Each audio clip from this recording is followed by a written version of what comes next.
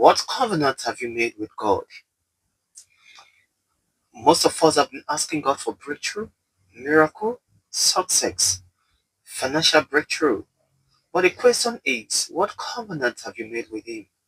What sacrifice have you done that will trigger His faith towards you, that will make Him to answer you speedily? Joshua made a very powerful covenant with God in the book of Joshua 24 verse 15, and I read, say, if it is unacceptable in your sight to serve the Lord, choose for yourself this day whom you will serve.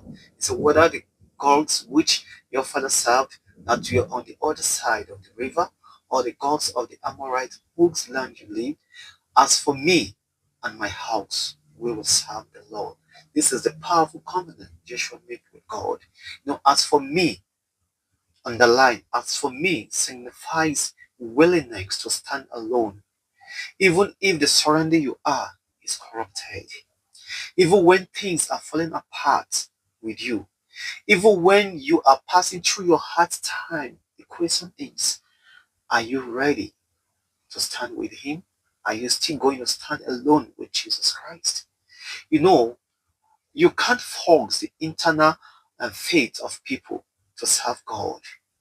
You are responsible to create the atmosphere that will honor God. Are you ready to create that atmosphere that will attract God's hands towards your life? Are you ready to create that atmosphere? In Luke 9, verse 23, and I read, it says, Jesus said to everyone, all who wants to come after me must say no to themselves, take up their cross daily, and follow me.